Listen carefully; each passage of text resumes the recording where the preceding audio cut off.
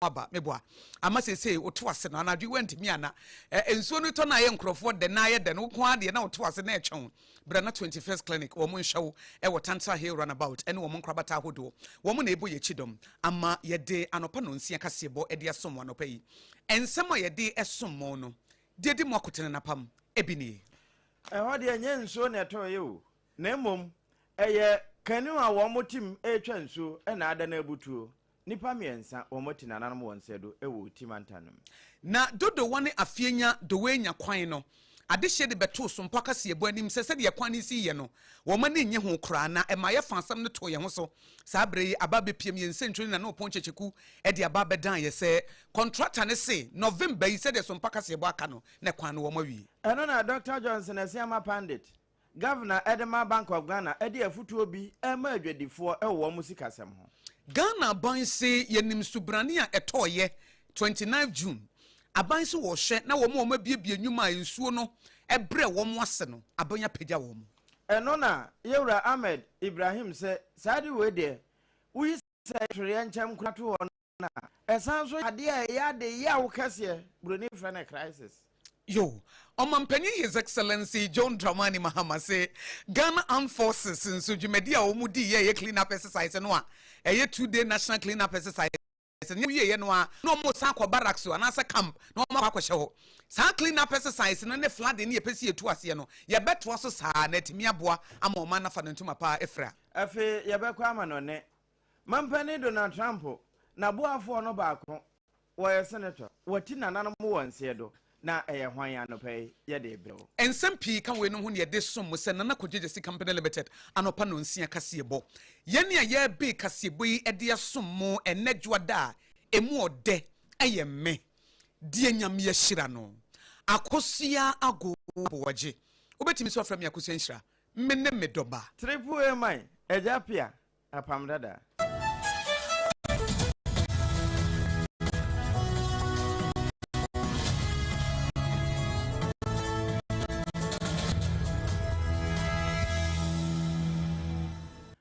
afi yemfa ensano mawo kasebo se mpremo anopei fa ka ho hye na ko adwuma se woda so da mpamu a ka ho so de na eno enka den na ye sha se afiri wotima ntemu awere ho se mo ese ho ne se bra na enkran ye tia se nsuo ayiri na efa yen no na wono ma etimidi kodo efa so nso de ayate se ensu yiri ne ba ye no wa na nkrofo nde na wo motem na ne yekoso bia no na etwagu wono machi na so awere ho se ma esi wo oti sukase so ne se saa kane wi bi kodo a wo mo de nam no akwakoda na abutu ama enkwada na ewom na emu mpani nipa ne bi de wono muti nananom wonse do a wo mo kenkan ye kura kire se ye miensa enam saa ye so ema na wono efiri na numba north ho na ebobo edeba eno na ewie ye no electoral area no Yewra Kofi Samuel na wobo na nakan amane se saase modi SOMPA na betimi aka pa mampanimfo nso adwena ba ho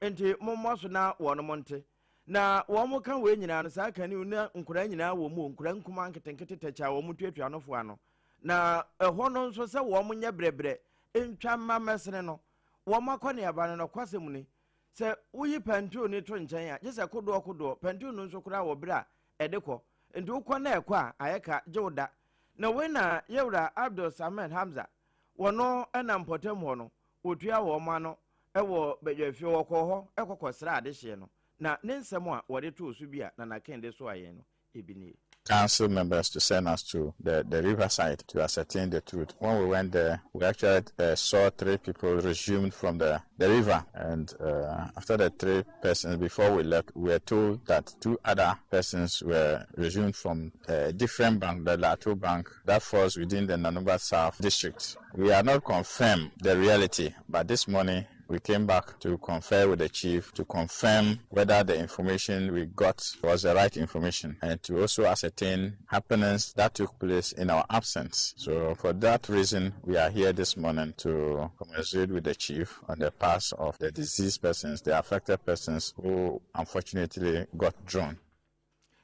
Yewra Hamza Samed, wono na ya bankra chepeni e wo mpotem ho na numba na tifi wakosra adehye no ɛna wɔde saa nsɛm nso to so meka wo sɛ nana kodwegyesi company limited anɔpa no nsia kasebɔ ɛna wotie firi SOMPA 106.5 FM Accra Leicester Ghana Limited ya toothpaste ɛne ne brush nso ɛgye no abababa na ɛno akyi no nso no wohwɛ anim obie mu a 21st clinic nso abɔ natenase a yɛde ɛma mo ɛnkyɛn kora na SOMPA kasebɔ yɛde to manim sɛ afienya dodowa ɛne dowe nya kwan no so no empanifo ne nipa tempɔtam wɔ sɛ kwan na akyɛ dodo yɛnwie da ne ba ne sɛ etienam so ma SOMPA kasebɔ kora no yɛfato yɛ ho so sɛ yɛbɛyɛ mu nhwehwɛmu ne yɛhudie ntia afienya dodowa dowe nya kwan no a yɛhyɛnse December 2024 na mpanifo de to dwa sɛ yɛde 24 months ɛna ɛyɛ na yɛsɛ yɛde mfie mienu ɛna ɛyɛ no project no ɛkɔsɛ akwakwakɔsi service mfie mienu no deɛ sɛ aso a ne sa etienro ɛna project manager Oda Oswald Investment Limited ano engineer Anita Lebene Asamoah wɔde ato yɛn sentro ni na ɔpɔ kyekyekwa nam sɛ nyɛ sɛ bia afienya dodowa dowe nya kwan no ɔmayi wɔn ani o na deɛ wɔn mu ne sɛ ensuo na ɛtɔ no ha wɔn mo ɛne ne ade edi kan ɛna deɛ to so mienu nsaase bi wɔ hɔ a ɛsɛ sɛ nkurɔfoɔ ma ho kwan ne yɛdwiri adan ne nyina gu fam etiki yɛdwiri gu fam a na nka ɔmatumi atoa ɛkwan no so nanso ɛno ayɛ twema me ntwe ayɛ ta na me nta we de fa na we de afa ɛno na ama na basa na mmom wɔn mo hyɛ adehye a wɔn afienya dodowa dowe nya kwan so ɛfa SOMPA kasebɔ so sɛ wɔn nkɔ makoma nto wɔn yam wɔn mo hyɛ wɔn bɔ sɛ ɛkwan biara so no November 2027 ne deɛ November 2027 no wo mo awie ti we de wo de fa SOMPA kasebɔ so aka ne plane enye plane have say enu November 2027 no na afienya dowenya kwan no dodowa no na wo mo awie kura. There were some structures within our right of way which had to be demolished. Some aspects have been tackled. Other challenges we faced was the outfalls for our culverts. The culverts are drainage structures that take water from one end of the road to the other end. We realized that most of the culverts didn't have a proper outfall. There were structures within the pathway of the water course. So meaning when the water from the other side enters to the culverts, it didn't have a thorough course to channel it into another bigger water body. Those are our major challenges. Then with this bridge site, one major setback was rainfall. This time around, the rains have been quite heavy. And then in June, we experienced 2 major downpours. We are now watching we say June no said the ensu ni si toye no enye nsu ketewa o esu brane ni ensu motumfo na etoya ama ekwan wo koso na koye bibia kora nya yi ena de etoso bie mu so kora ne say nsase na omo pe no a esasa landlords fo ma ho kwan ye dwiri dan ne gu fom se de be ye bebo ama dodowa ene afie nya dowe nya kwan ye wie no eno nso atoape wode to opo chechekuo nim se kwan no oma ye be ye 30% complete eno de ometimi aka so hanche mu be ye aduasa de wo mo awie aka 70% ya aka na no no de November 2027 no omo be wie. For the entire road construction is 24 months, but for the bridge alone it's 12 months. The bridge alone, right from the commission, when the old bridge was brought down, so when we put the new bridge, the concrete bridge, we put it in place and open it to traffic, it's supposed to take 12 months. 30% is for the entire road, but for the bridge works, we've had about a month delay because of the rains. Engineer Anita Lebene Asamoah ye project manager ma Oswald Investment Limited a woman na afienya dodowa dowenya kwan wo mo ye no na omamfo de beto SOMPA kasebɔ nim sɛ yenye ho adwuma mo fi sɛ emfuturo eku wo mo no ɛna wo pon kyekyeku di wei abana ni kurakura mu no ɛna adehye ne teye report no so o the engineer na ka na de wo mo ne no ye adwene na emom no emfuturo no de omunye hu bibi na nso nso to a eya na ateche no ano odin eto omu de sede e to contractor no anim se ensem ode ato SOMPA kasebɔ anim nyina wo mo ate na emom no mfuturo ne ateche no wo munye hu bibi. The delay is becoming too much. No, it's affecting them, but still they have to do something to learn those. The rain is also delayed. Yeah, the contractor is trying, but it's just that a little watering of the road dust is lacking, and also some of the diverted courses. Sometimes we find it difficult to, but now I think is on progress. I get 20 Ghana. Blowy, Piola, Wadameka, and Nestom Napla, Kawo, and about 20 Ghana. And da hono. Enti wo mo so opon chechekue.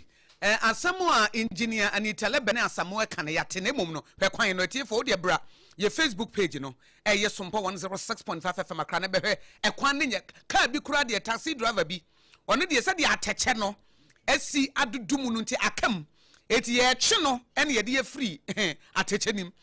Kwan na se ya ama ensuo tatem ena se nyina ye di ho adanse se ensuo to eti ekoka ateche nim eti e ka teche nim no wo ntimi nyina taxi driver baako wono ade chain e so wono ne ka to ene ode so ka na ahya atete ode so ano no ene wo mo twen na mse we mu mfre fire service for ma wo mo mebo mo na de ekoyi de taxi driver wo he ka no a se de esi connect for wo be he kura ya na atete so anika ena driver no nso timo aye twe ne ka no e de afri mu eti na asam no eda so mpaka se bo yakoma so pa na ye hu adwuma efa afienya dowenya kwan no a opochecheku kofa ho na se de kwan ni sinye no eno no nanso engineer Anita Lebene Asamoah Oswald Investment Limited or project manager na hye bose yen hye ni mu se November 2027 ne de na wo mo awie nti ateche no ne anwea no ene mfuturo bebebre no wo mo ebeye hu bibia brepam ne besa mo ponchecheku akwakohye de befiri mu ababia tiefo yenyima so emfrim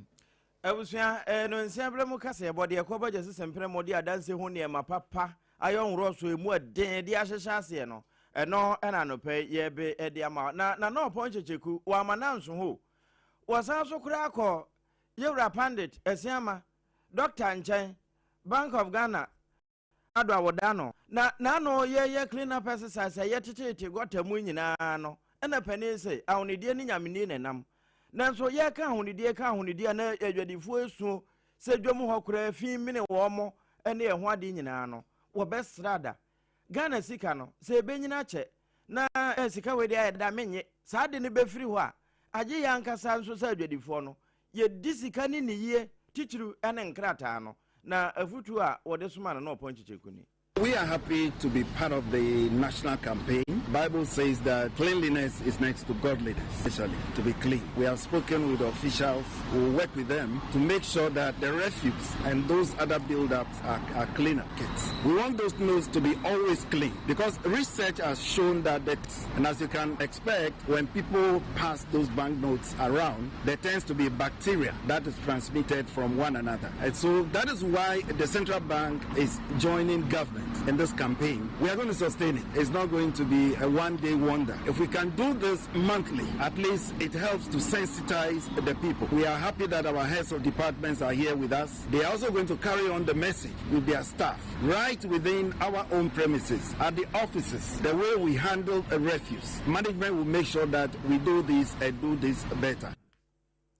We oh my Ghana, amana do ya oda yesika no ewo Bank of Ghana ho ira pandit esiama ena na wodi afutu esuma na oponchecheku se adwadifo ne yewusa sompa na wamutie sa asemi mumfa nkoma wo meka wo se sompa kase bo na wutie fi sompa 106.5 FM akra na na kodjejesi company limited ko ba simpri mu be mabase ena do no ebiaba plywood no ebiaba building wires no ebiaba cement no ebiaba iron rods no ebiaba roofing sheet no ebiaba adansie hu de made de chance kwa wie ne nyina ebiaba wo he na kodjesi company limited egu se ya na waton adansie hu niema over 30 years enya sam gbetu atiefo over 30 years mfie aduasa entiamfo na hyene nto aso it is the wo hwe adwuma pa wa ya no no amu adan ya wosisie no enya sam gbetu 20 wo de ho bodondo ase dondo obesa hawo brane entu fo kwa fa so si dan me se adansie ho ye de nyansa na sie wo hie sikata na ade brane ekwa simpri mu nkyere nkakran saa no wo be wie sesi a eye free consultation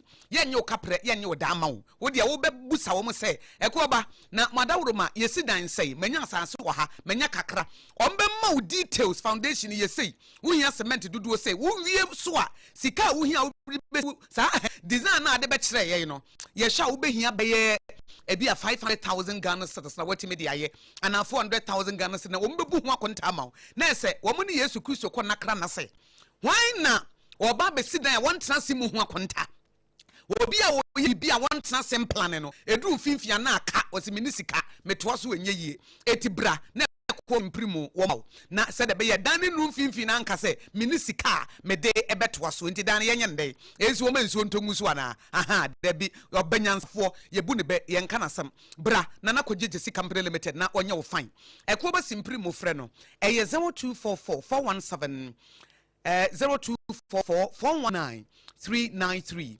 0244 419 393 and 020 435 5050 020-435-5050. Nana Koje Jesse Company Limited, Ekuoba Simprimo Enono. Lester Ghana Limited, Young toothpaste and the brush in here, and of Mrs. Rekakara. I mean, I was saying, Santi Benevano. Mr. Wo, Chichi was saying, Swati, I say, Abrantia be a mamma not that sort, which was on one opinion to cheat, say, but I say, me am Timuse, on Chichi. Yes, whitening, yes, toothpaste. And then the jail, no, we are not the dear man is a catch it. Oh, what that's sorry now. Not why I ever want to say. No, it one money, and hey, we say, ah, the city, there be only home, papa. It tell me, say, you chew on. Now, yes, toothpaste, then the brush, and I'm a ditchy and inteno. And I'm a Mrs. Ano. The entire won't miss out. And as I was saying, yet, 80 bra, young toothpaste, and then the brush, and I ditchy, and I will find. Accra, 050-1619588, 050-1619588, and Akumasi 050-1390338, 050-1390338. 21st Clinic is sciatica expert in Unzensuneto, a basan or sciatica and a chumania yapa. 21st Clinic, a yayar sabian casayadi biomuti misanemum, dear Wamadia Jidin or Ghana near Monone, a yes, sciatica mamin so, say, what you want ntini before we see a chief out twice, ever we sim, ever one and took a see nasi. Say a moo cow J. What's answer now twice a ya? A drone a jumpa won't mean a watch ya. There be a dis I would die a ya. Next a sciatica. 21st Clinic for and a young wojuma. It is a one crying ha. Tanta Hill runabout. Ufria Chimotamo eba. Ufru upon one sabon kumso. A honor. Yaria bia diabetes, hypertension, stroke. Nina, Wamoya wojuma. Dr. Sastos Nenedom, Wamo Chen. Ebinsu Tema Kaswa Kumasi Sunyane. Tachima in Kranza Takwa de Brekum Gosu or Boise. 21st Clinic is a friend and line there, Raimono. A 0540-311-311. 0540-311-311 TBM 0540-311-311. 21st Clinic is still one me a sciatica expert maker who say some pockets here bona wutie free SOMPA 106.5 FM Accra. Yakoba in some mampanyi dia tuja efa disaster no eho eni anamotu ampanifo etu oni amono ne nsemo a Donald Trump ni hu nipa bia free mu no ye de aka nyina ebeto so.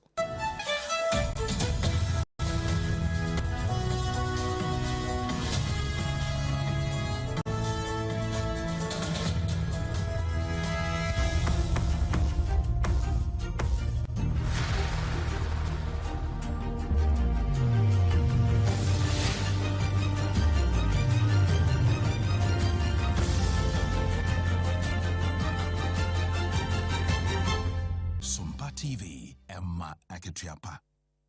And okay, I was here, a Aketiapa papa, ma young Twansam no so nefe, Yengura or May, Yabamba Honsemo, and Efe, Yatina Yankasa yet, a pair mamu ne a Honsam nefe or some ne a Monsamoso. Yura Ahmed Ibrahim, Anna Walker say, Sans you na a bayano, ya yay or May, your fan is out to your enchemno, ewo or my gun and mono sabi.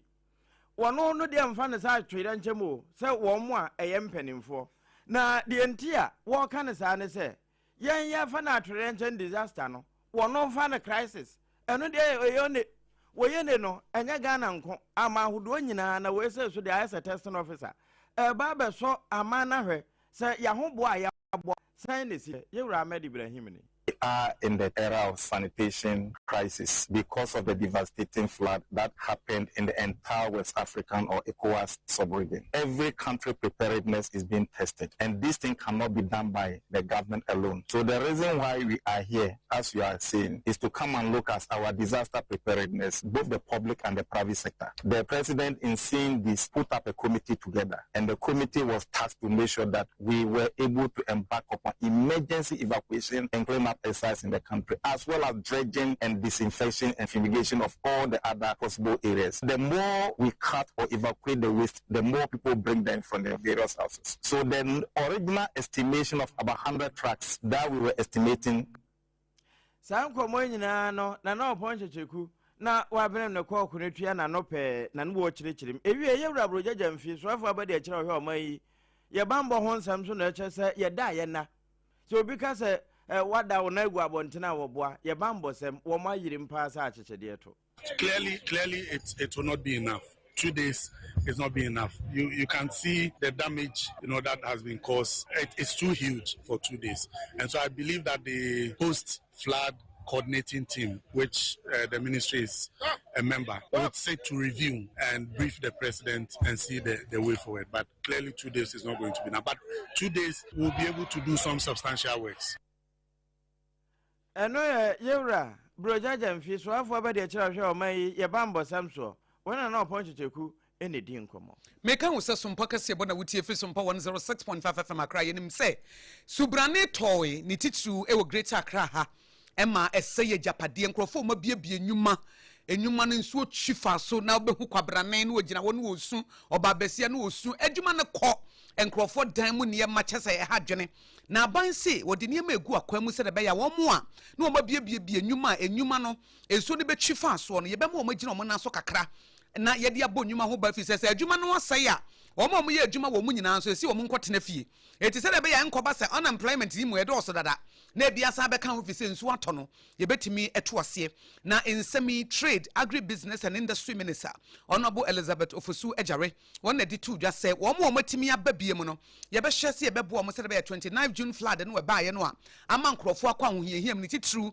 wo manufacturing centers ahodo no ye betimi abo mo chidom e wotema ene ne mpotamo. The painful thing is that I was supposed to come here, we were planning, and this thing happened. And I still think that it's good that I've come. Sections of the factory are working because it's huge. They are doing about 15 items. So the bread factory is working, the biscuits is working, the tea roll section is working, but they have a challenge with where they do the bubble gums and the rest. I have come so that we can discuss the way forward to see how we work together to bring that section back. This plant employs about 600 people.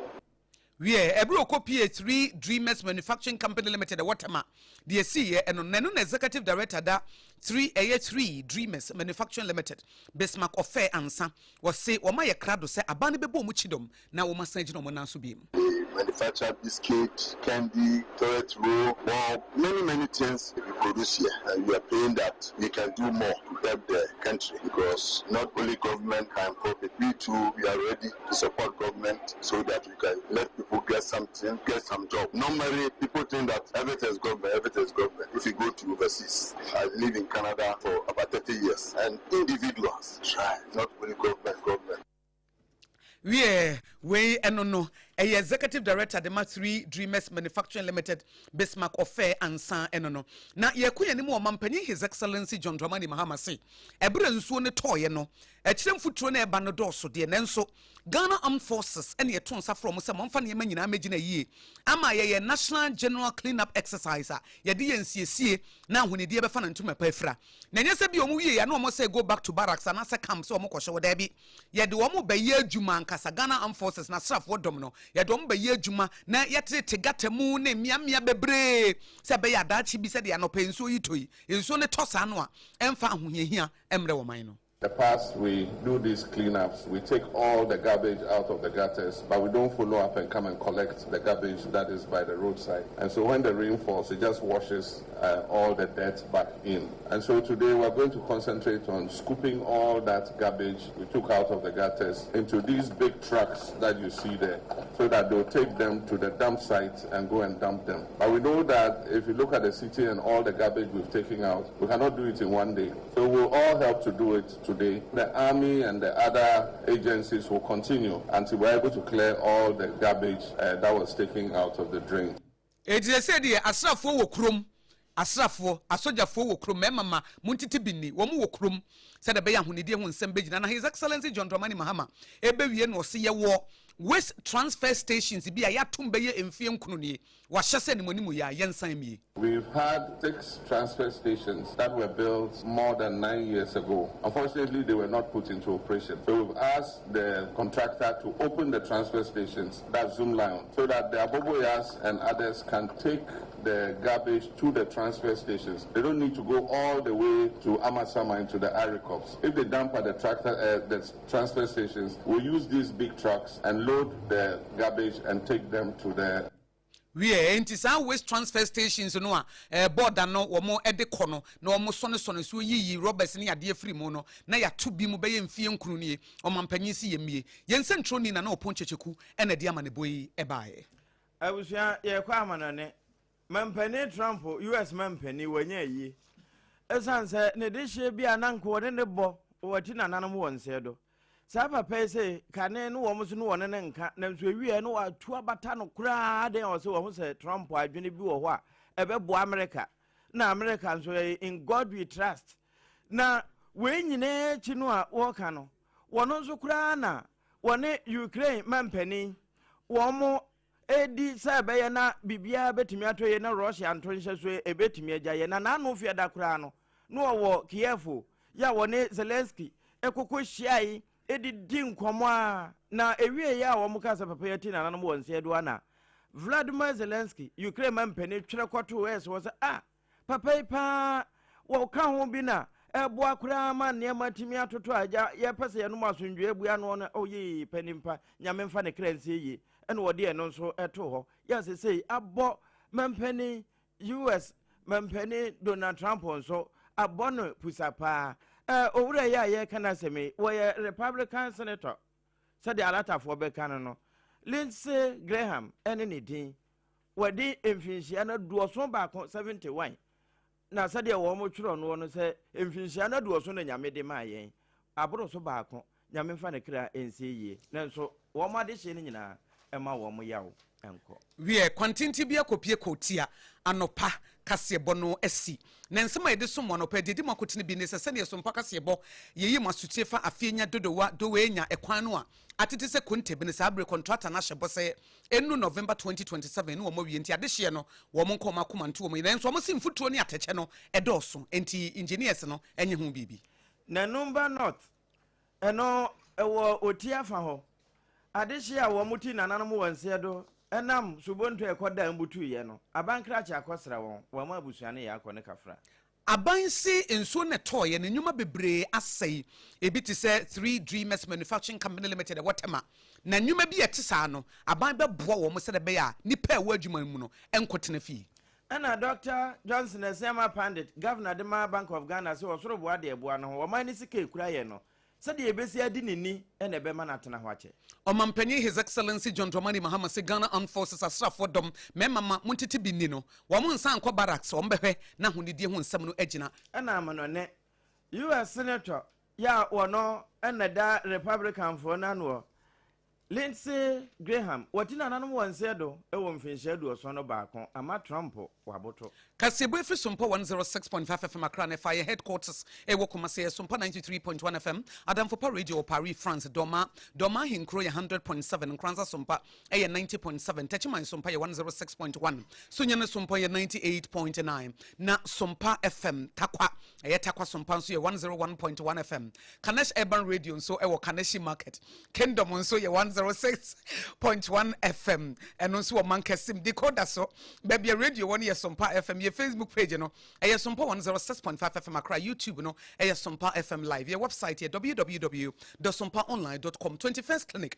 nana kodjesi company limited ne Leicester Ghana limited ena eboye chidom ye ne de kase eboyi esom wano pay me die nyame hyira no akosua ago abowagye obetimi so afrem yakosua nhyira menne medoba ne hotel we mine ejapia apam dada na yes sorry sui na enche tip of sports no na osafo kantanka be masikani de hye na wono nso edede aka beto aso